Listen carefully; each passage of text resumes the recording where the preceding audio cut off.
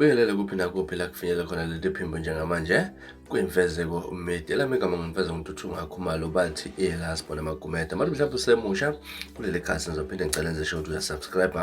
ungakhohlwa ukukhomenta nokulike nokushare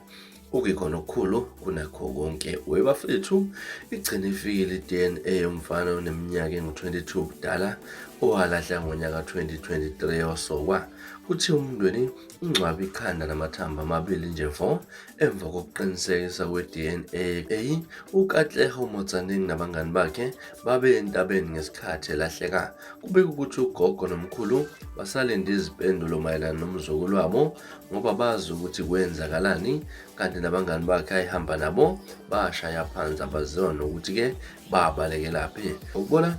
kwakhe abangani balo mfana bayakwazi konke ukuthi kwenzakalani kwey'ngane zakwethu yona-ke njengoba ubona ukuthi-ke bekunomunye nesilele ngathi kuqhubeka inkonzo yokumfihla lo mfanyana okade neminyaka